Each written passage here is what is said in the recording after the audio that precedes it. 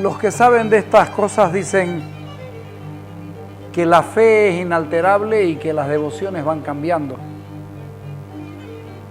Antes se creía en el Niño de Praga y habían otros santos que llenaban la devoción de los creyentes. Hoy tenemos viejos y viejas creencias o devociones, viejos santos, viejas santas. Tenemos nuevos santos y nuevas santas. Se han sustituido algunos por otros porque esto va cambiando y uno no sabe por qué.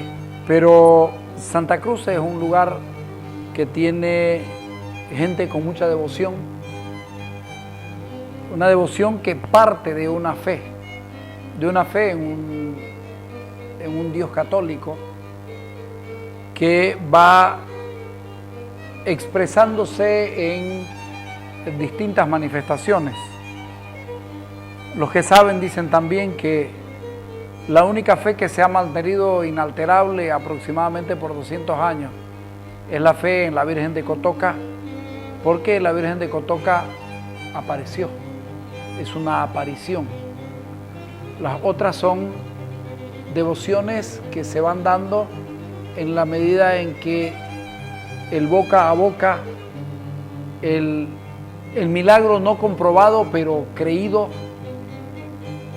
van haciendo que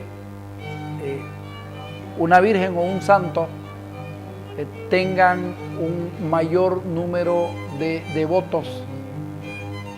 Y esto ha sido así a través de la historia. Nosotros como productora hemos pretendido hacer un programa que comienza hoy, un ciclo de programas que los vamos a conversar con Carlos Sirvián, que se llama La devoción urbana o en qué creemos los cruceños, en qué creemos los citadinos, por qué hay vírgenes que van de casa en casa y tienen a lo mejor menos público, pero mucha más fidelidad de un cierto número de personas. ¿Cómo es este asunto de San Lorenzo? ¿Cómo es lo de San Andrés? O de los otros santos que han concitado la atención de los que creen. Los santos del Divino Niño, la Virgen de Cotoca, algunos otros que vamos a ir recorriendo en este programa. Creo que este es un programa que debía hacerse en algún momento en Santa Cruz. Con Carlos Sirvián vamos a ver incluso cómo llegaron y anécdotas sobre una buena cantidad de santos, es decir, anécdotas acerca de las devociones. El cómo llegó la religión católica a Santa Cruz es más o menos como decir cuándo llegaron los españoles a Santa Cruz. Don Ñuflo de Chávez llegó con un sacerdote católico. ¿Qué pasó entre las diversas agrupaciones de la Iglesia Católica en las diversas fe? ¿Por qué los jesuitas se fueron a la Chiquitanía? ¿Por qué se queda otro grupo que no es jesuita?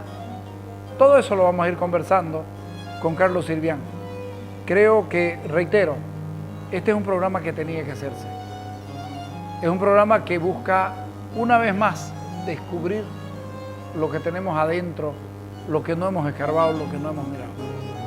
Esta es una invitación a que ustedes se queden a mirar en qué creemos los cruceños o la devoción urbana. Muchas gracias por estar ahí. Comenzamos.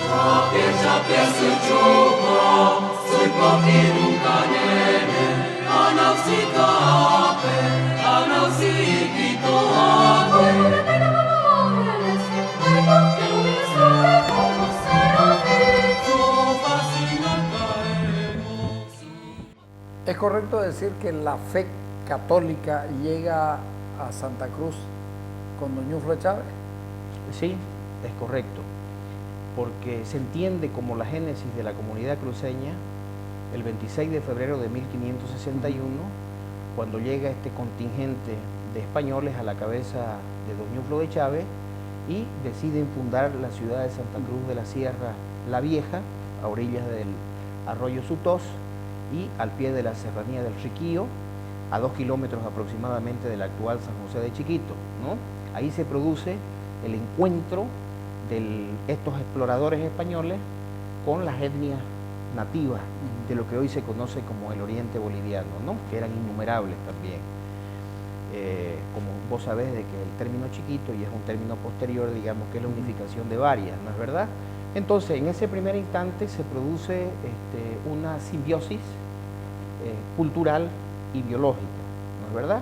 Porque es bueno aclarar que los españoles no trajeron mujeres y por lo tanto se produce esa fusión inmediatamente, ¿no? Y en ese contingente viene un cura seglar, el padre no tenía congregación. Francisco Pérez, ajá, sí, eran del clero secular, no de orden regular, y ya posteriormente hablaremos de eso, sí, ¿no? Y a partir de ahí, la cruz y la espada sientan presencia en lo que hoy es la comunidad cruceña. ¿Cuál es la iglesia o la congregación que tiene más importancia en el crecimiento de la cruz en la conquista? Ya. Bueno, en honor, digamos, al mérito... Ahí hay una discusión, ¿no? No necesariamente. ¿Ah? En honor al mérito de los mercedarios, en la década del 70 la ciudad se funda en 1561 y en la década siguiente llegan los padres mercedarios, el Diego de Porres, que es nombrado vicario, ¿no es verdad? Ya estaban la iglesia sometida al patronato regio español, ¿no? Ya era una dependencia en realidad de la corona española, y es nombrado vicario y crea el primer templo en Santa Cruz. Ya. Está en un espacio de tiempo Estamos relativamente corto, 1571, 72 en los primeros 40 ¿no? años de la ciudad de Santa Cruz.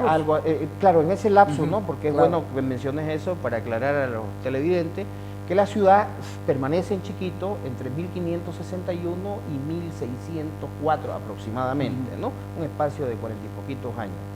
Entonces, Fray Diego de Porres, mercedario, llega con otros hermanos mercedarios y fundan el primer templo en realidad, ¿no?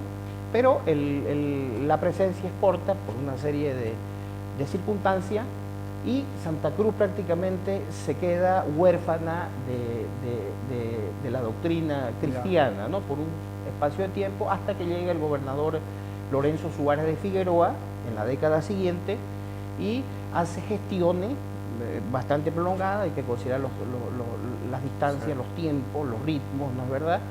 Y solicita la presencia de padres jesuitas ya, ¿no? Debemos saber... Ahí la importancia, claro, la importancia de los jesuitas. Los padres jesuitas a partir de los 40 años de la llegada... Yo considero que llegan de manera tempranera, inclusive es muy conocido en el mundo, digamos, la presencia jesuítica en el Paraguay, con las célebres misiones paraguayas o guaraníes, ¿no? Sin embargo, acá llegan inclusive un par de años antes que al Paraguay, ¿no? Y a partir de ese momento es muy significativo en la historia cruceña, porque a partir de ahí van a gravitar de manera significativa en la cultura cruceña, ¿no? Sí. Tanto en la doctrina religiosa como en la expansión de la fe católica, cuanto... Así es, ¿no? Porque se entiende normalmente que la presencia jesuítica solo es en el proceso de evangelización de las etnias nativas, de chiquitos y de mojos. Es importante... pero desde ese primer momento ellos empiezan ya a hegemonizar prácticamente. Es importante señalar lo que es la catequización y lo que es la evangelización. Claro, la evangelización... Que no es lo mismo. No es lo mismo, ¿no? Es la evangelización es generalmente a las personas que no profesan todavía la fe cristiana. Que era a los neófitos, a los indígenas, a las etnias originarias, y la catequización, digamos que en todo caso en las leyes de India o en la influencia en la iglesia era solo atribución de los padres seglares la catequización, y la parte de evangelización en los territorios originarios era para las órdenes regulares, ¿no? Llámese en otros áreas del continente, los dominicos, ¿no? Los agustinos, los franciscanos, y acá, digamos, los jesuitas, ¿no? ¿Por qué son tan importantes para vos? Vos siempre destacás el rol jesuita claro, porque en la formación de la cultura cruceña. La orden jesuita demostró, estamos hablando de procesos consumados, ¿no? Porque, por ejemplo, a finales del siglo XIX, del siglo XVI, o sea, del 1500, en esa época, hubo un desánimo por la masiva presencia de funcionarios de la corona y un menor ingreso a América de padres, ¿no? Entonces los jesuitas fueron inclaudicables en su fe y en su acción, ¿no? Y fueron los que menos cedieron a las adversidades. Y concretamente creo que es una orden con una superior formación en todo caso, ¿no? Porque es una orden que emerge como consecuencia de la reforma, de la contrarreforma, por lo tanto la formación de ellos era, se nota un nivel, son los soldados de Dios, ¿no es verdad? Entonces creo que para nosotros eso fue un privilegio, por cuanto la comunidad cruceña era bastante alejada, no habían riquezas metálicas, materiales, y por lo tanto no era muy apetecida por el clero seglar y por las otras órdenes en realidad, ¿no? Entonces estos misioneros deciden venir y son los que prácticamente, como te digo, van a hegemonizar la educación de los cruceños, la atención en su salud, porque también, por ejemplo, entre los tres primeros jesuitas que vinieron estaba el padre Martínez, Diego Martínez, que entre su formación teológica además era médico y tenía otras especialidades, y el padre Diego Samaniego también tenía una formación bastante amplia, y el hermano Juan Sánchez, ¿no? Y ellos instalan su residencia, y como te dije anteriormente, la catequización, que es el reforzamiento de la fe de los ya evangelizados, ¿no es verdad? Era exclusividad de los seglares, pero en este caso se hace la excepción para que los jesuitas puedan administrar también los santos sacramentos, ¿no? Y a partir de ahí ellos van a hegemonizar la educación religiosa, la doctrina y la educación de leer, escribir y contar, que era lo básico en esa época en la primaria, ¿no? Aquí hay un elemento interesante. Uno tiene los jesuitas como si fuera una cuestión rural y no como si fuera una cuestión urbana. Claro, en el caso cruceño fue así, es una particularidad de nuestra cultura, y creo que fue un privilegio que hubiese sido así, ¿no es verdad? Por eso es que el pueblo cruceño tiene sus características también particulares como cultura en el aspecto de la ciencia. Esos 40 primeros años en la zona de Chiquito y en la traslación, ¿los jesuitas avanzan con la ciudad? Claro, los jesuitas a partir de ahí acompañan a la ciudad, a la comunidad criolla, que inclusive además de los temas religiosos, es bueno saber que también eran mediadores en las controversias internas de la comunidad, ¿no es verdad? Y ellos paulatinamente con el tiempo, porque por ejemplo las primeras entradas a Mojo se producen ya de manera concreta por los padres jesuitas de la segunda mitad del siguiente siglo, prácticamente casi 100 años después de su llegada. Entonces ellos van contribuyendo, digamos, a abrir el camino, ¿no es verdad? Lo mismo que en Chiquitos también. Ahora, cuando la ciudad se va viniendo para acá, ¿no es verdad? Ellos van acompañando, y cuando definitivamente San Lorenzo el Real se asienta aquí el 21 de mayo de 1595, ellos tienen el privilegio de que se les otorguen 3 solares. Los solares son lotes, en el caso cruceño, de 25 metros, cada cuadra tenía 4 solares, ¿no? Y se les otorga 3 en la acera oeste de la plaza, donde ellos instalan su residencia. ¿Estamos hablando de lo que es la Universidad René Moreno? Claro, digamos, el edificio de la residencia es lo que hoy corresponde a los lotes del Cine Palace y de la Casa de la Cultura, y la capilla del colegio o de los jesuitas se instala donde está el edificio del rectorado. Se consagra a la Santísima Trinidad, ¿no es verdad? Porque como es una fecha móvil, el 21 de mayo de ese año, de 1595, coincide con la Santísima Trinidad, y ellos la consagran, ese templo que pervivió de manera inalterable hasta la primera década del siglo XX, Sí. ¿no? Y era como una suerte de la parroquia de la gente del centro, ¿no es verdad? Porque la catedral, vos Sí. sabés, Sí. que estuvo bastante tiempo demolida. Ahora, aquí hay otra controversia. Vos estás diciendo, los jesuitas logran que le den 3 espacios o 3 3 lotes. lotes, le den 3 lotes y hacen la iglesia. Sin embargo, hay quienes sostienen que la primera iglesia es la iglesia de los mercedarios, Claro. que es la iglesia de la Merced. Ya. Claro, allá en Santa Cruz la Vieja evidentemente fue así, Ya. ¿no es verdad? Porque el primer templo que se construye en la ciudad fue el templo que hizo el fray Diego de Borges, ¿no? Mercedario.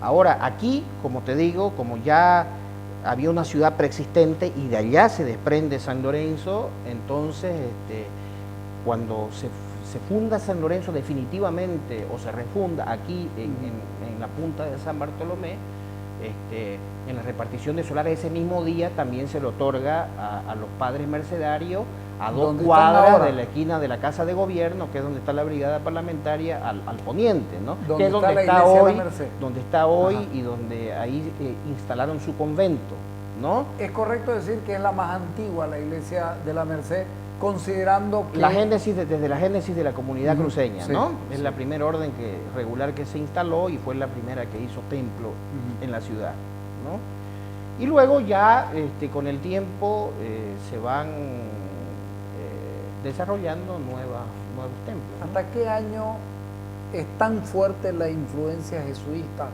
o hasta qué siglo es tan fuerte? Bueno, hasta su expulsión, digamos, ¿no? la- Hasta 1767 en realidad. Fue muy sentida la salida de ellos porque se había acostumbrado la feligresía y la comunidad a la disciplina y a la forma de administrar, ¿no? ¿Por qué se da la Y a la expulsión? educación también, ¿no? Bueno, son muchos factores que se mencionan, ¿no es cierto? Ajá. Desavenencias con la corona, celo y una serie de otras especulaciones que yo hasta ahora, digamos, no creo que es un conjunto de factores, Sí. ¿no es verdad? Ellos ya habían tenido inconvenientes, por ejemplo, de Paraguay. Acá fue una sola expulsión, sin embargo, Claro. por ejemplo, en Paraguay creo que se contabilizan como 4, digamos, ¿no? Ujú. Entonces, hay una serie de factores económicos, intrigas, en fin, Además era la iglesia de los pobres. claro. Y los Borbones, Ah. digamos, que en realidad intervinieron de manera mucho más directa dentro del patronato, que es la etapa que se llama el regalismo borbónico, ¿no? Que es una intervención mucho más directa. Salen iglesia. los jesuitas y se van a lo que hoy se conoce como las misiones. Y se No, establecen yo me ahí, refiero a la ¿o no? expulsión de 1767, Ya. es la salida definitiva de ellos, ¿no es verdad? Ya. Pero las misiones de acá, de esta residencia, sale por ejemplo el padre Cipriano Barace y Maraván, salen de acá a ir a abrir y a fundar las primeras misiones de ¿Cuándo? monjos, ¿no es verdad? ¿Cuándo?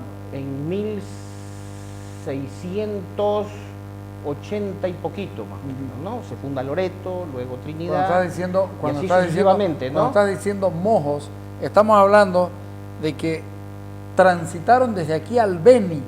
Claro, ellos sí ya habían venido, como te digo, ellos llegan de manera tempranera, ellos están en Santa Cruz desde 1586, ¿no es Ya. verdad?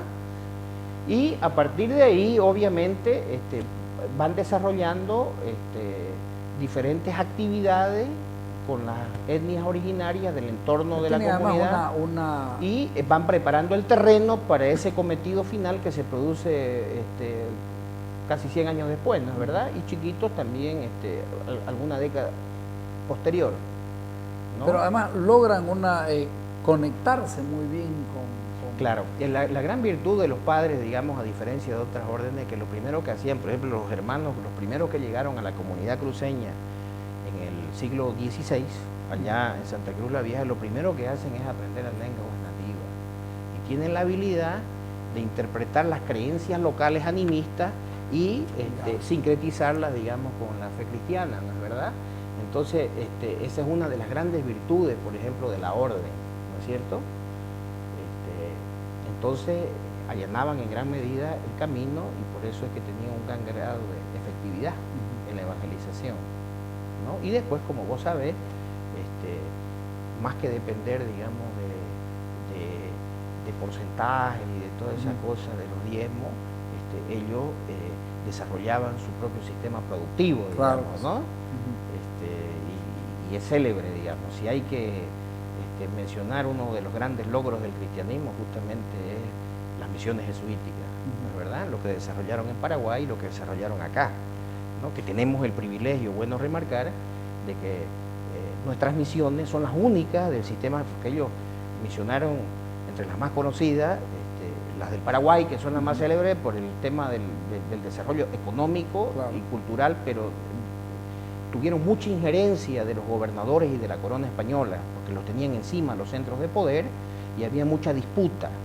Sí, digamos, lograron unos pluses económicos bastante significativos, lo que les permitió gran desarrollo material, además que tenían la enorme ventaja en lo económico, ¿no? De tener las vías fluviales y la salida al Río de la Plata.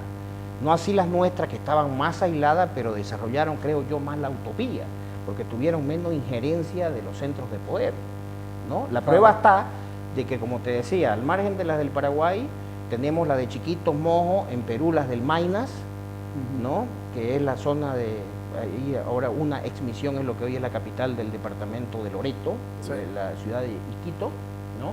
Y otras que desaparecieron, prácticamente no quedó ninguna a la salida, lo mismo que en Paraguay, ¿no? En Paraguay no quedó, las famosas ruinas, se disgregaron, digamos, y solo quedaron como ruinas, ¿no? Que es bueno también mencionar que ya habían alcanzado ese estallido material de las iglesias de piedra, pero que la mayoría tampoco fueron concluidas, porque la expulsión se produce cuando estaban construyéndose los templos, en lo que hoy, el área que abarca es lo que hoy es gran parte del estado de Río Grande do Sul, de Brasil, la provincia de Misiones, Corrientes y el sur de la República del Paraguay. Y las del Meta, de Colombia, y las del Orinoco de Venezuela, no hay vestigio en ninguno de los casos. Las únicas que siguen celebrando misa ininterrumpidamente, aunque no hayan habido curas en algún tiempo en el pasado, ¿no es verdad? Aún sin cura. Aún sin cura, son las nuestras, ¿no es verdad? Las de Mojo y Chiquitos. Lamentablemente las de Mojo perdieron gran parte de su patrimonio material, porque quedaron más vulnerables al ingreso de gente foránea durante el periodo de la goma principalmente. No así las de Chiquito, que en gran medida se preservaron, no solo por el celo de las culturas locales, sino más bien por el aislamiento, digamos, ¿no? Que fueron menos vulnerables porque también gran parte de las del Beni se comenta de que habían las creencias, la leyenda, que los jesuitas guardaban este tesoro en las paredes, sí, y esas fueron justificaciones, digamos, para ir tumbando, ¿no? Porque es una pena, digamos, porque de acuerdo a relatos, a crónicas, que son escasas, si bien son escasas, pero se menciona que fueron esplendorosas. Dice Alcides d'Orbigny, que es un bonito relato, era la mejor, dice, inclusive que las mejores de Chiquitos, ¿no? Era una misión de gran ordenamiento y productividad. Este asunto, penoso que se haya perdido. Asunto del tallado de la madera para la edificación. Claro, ellos desarrollaron el arte, pues. Ajá. Era una cuestión artística y de fe. Artística, sí. ¿Cuándo llega la música? Bueno, la música llega con los primeros padres jesuitas, ¿no? Con los primeros padres jesuitas, porque ellos tenían múltiples. Ahora, ya el desarrollo, obviamente, se dan mucho más las condiciones, porque dentro de las mismas leyes de India, digamos, las misiones tenían unos reglamentos donde inclusive los criollos no podían entrar por mucho tiempo, ¿no? Si bien estaban bajo la tutela, o sea, bajo el poder español, ¿no es verdad? No eran independientes, eran autónomas, pero de cualquier manera estaban sometidas a las leyes de India, ¿no es verdad? Cuando vos me decís no podían entrar los criollos, exactamente estás diciendo... Claro, para que ellos pudiesen desarrollar las misiones de evangelización y todo lo que contenían los estipulados de las leyes de India, contemplaba ese aspecto, ¿no? ¿Hasta qué año solo fueron sacerdotes españoles? ¿Cuándo tenés referencia, si es que la tenés, de cuándo logran que haya un religioso criollo? el siglo XVIII se produce. Ya en el eso. 18. Sí, en el siglo XVIII, porque ahí se permite ya la presencia de curas criollos en las órdenes religiosas, ¿no es verdad? Y es un jesuita, por supuesto. No, que yo sepa, jesuita no. No. Hasta el momento de la expulsión no había ningún jesuita criollo. La expulsión, ¿qué consecuencias trajo? Bueno, son sustituidos por padres seglares sin el mismo nivel de formación. Sin la misma mística. Sin la misma mística, sin el mismo nivel. Es decir, lo sacan a todos. ¿No? Lo sacan a todos. ¿No? Entonces, rompe la iglesia. En el caso nuestro, como que España. se mantiene la gran ventaja que tuvieron, por eso no se diluyeron, no se dispersaron. Si bien hubieron abusos, hubieron una serie de enajenaciones, también se trastocaron valores ya, porque inclusive la presencia jesuita no es demasiado prolongada en cuanto a las misiones. Sí. Aquí en la parte urbana, en la ciudad capital están por espacio de casi 200 años, ¿no es verdad? Pero Sí, allá claro. fueron creo que 70 aproximadamente, ¿no? Pero en ese tiempo consolidan, digamos, un estilo de vida y una forma de ver la vida. Y obviamente que hay trastornos, ¿no? La productividad disminuye, se enajenan bienes, pero en líneas generales se mantienen las tradiciones y la cultura en sí hasta nuestros días, ¿no es verdad? Por eso que había un El tan contrabando, alto. los abusos, Sí, se por toma eso- mucho indígena para como mano de obra en las haciendas. Claro, por supuesto. Pero te digo, es por eso que hay tanto nivel de alfabetos. Claro, yo pienso que en es Santa Cruz, y gravitante. sobre todo en la ciudad de Santa Eso ha Cruz. sido determinante, la presencia de los padres, porque ellos, como te digo, ¿no? La presencia de ellos fue tanto en la catequización como en la evangelización, ¿no es verdad? Y no se limitaron solo al área urbana, sino también al área rural, ¿no es verdad? Entonces, por eso es que es más homogéneo culturalmente nuestro departamento y nuestra región, ¿no es verdad? Y como te digo, ¿no? Ellos desde un primer momento se hicieron cargo de leer, escribir y contar, ¿no? Además, obviamente, para la gente ya, que era bastante selectivo. De cualquier manera, la educación en la época colonial estaba muy influida por la religión, ¿no es verdad? En la parte de filosofía y teología, ya para los pertenecientes a la clase dominante. La primera iglesia que hace esta diferenciación era una iglesia de la gente del centro, la gente pudiente. La gente no pudiente, el pueblo, digamos, ¿dónde iba? ¿A qué iglesia iba? Porque ya tenían fe. ¿En qué época? En la época de los primeros tiempos, En los primeros tiempos de la ciudad. En la iglesia que estaba donde está la Universidad Gabriel René Moreno. Bueno, hoy. esa era la gente del centro de la propia Claro. ciudad, tampoco no era, y también no habían grandes diferencias económicas, ¿no? Tampoco, ¿verdad? claro.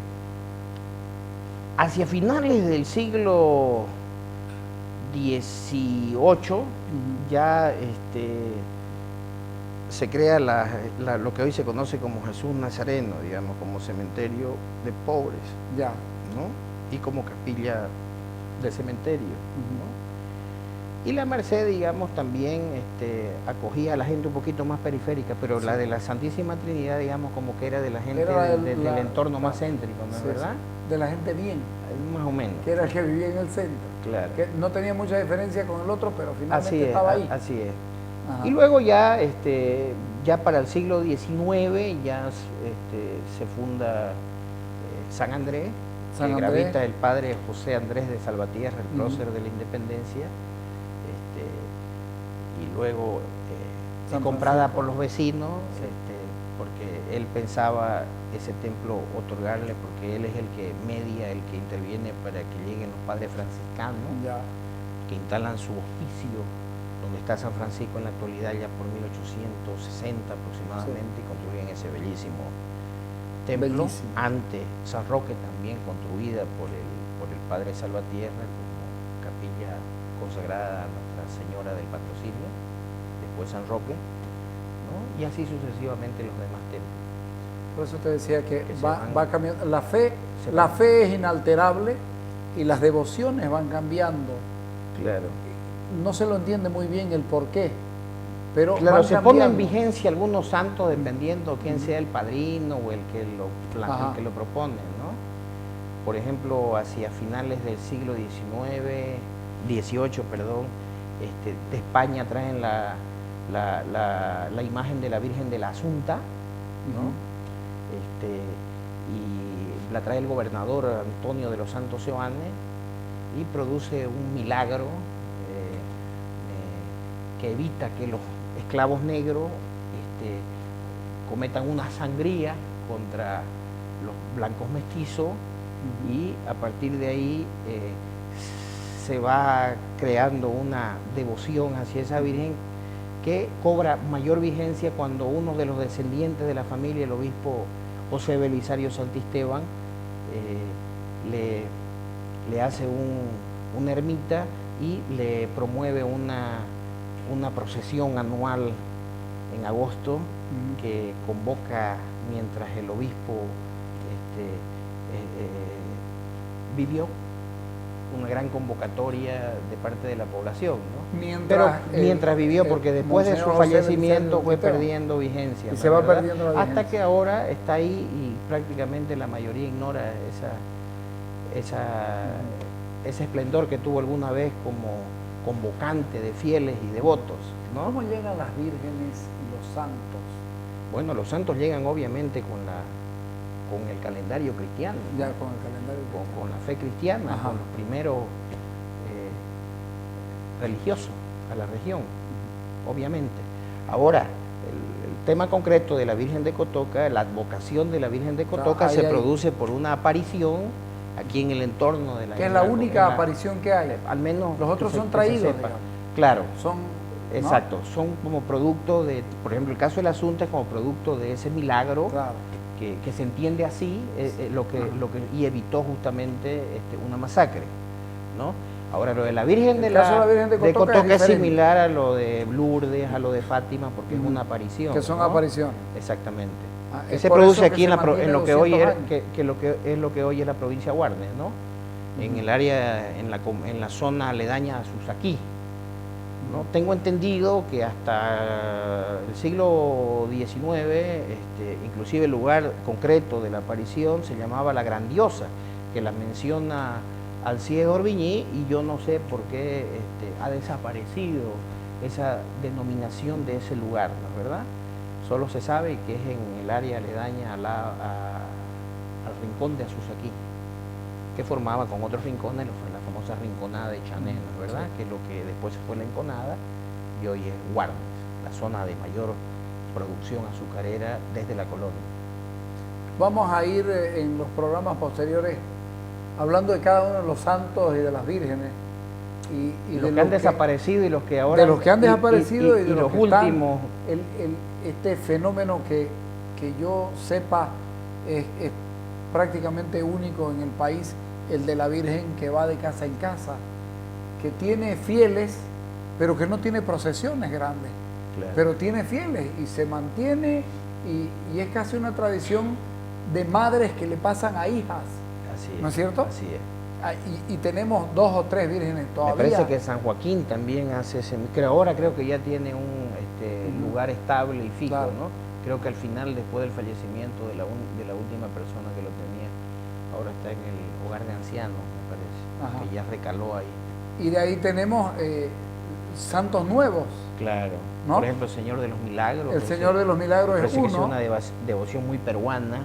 Es una devoción peruana. El Divino Niño. Yo he estado... creo que es una devoción muy colombiana también. Sí, sí. ¿no? Y mira vos, este asunto del Señor de los Milagros, a mí me encantaba ir a subirme a un edificio en Lima, cuando vivía allá, para ver la procesión del Señor de los Milagros. La procesión del Señor de los Milagros en Lima lleva más de 1 millón de personas, ¿no? Es un auténtico ejército de fieles. ¿eh? Sí, y están vestidos con el color morado, pero además no es como aquí, que caminan cada uno por su cuenta, digamos. Yeah. No, allá vos ves que caminan de un lado a otro balanceándose. Claro. Van caminando. Entonces vos ves ese mar púrpura. Tiene una tradición mucho más antigua, ¿no? Ese mar púrpura, claro, y quienes... que va ondulando. Sí, sí. Y quienes se acercan a llevar al Señor de los Milagros son una orden mucho más cerrada que llevan... una cofradía. ¿Sí? Es una cofradía que llevan sus trajes y sus capuchones en punta y que vaya uno a saber qué es exactamente lo que significa. Claro. Eso nosotros no lo hemos tenido como manifestaciones, pero de ninguna de las iglesias, ¿verdad? ¿O sí? No, al menos las crónicas de la Semana Santa, yo también en algún momento pensé que en el pasado de repente, pero acá sin capucha, desde siempre. Aquí sin capucha. Así es. ¿Ah? Así es, sin capucha, no hay evidencias de que se hubiesen...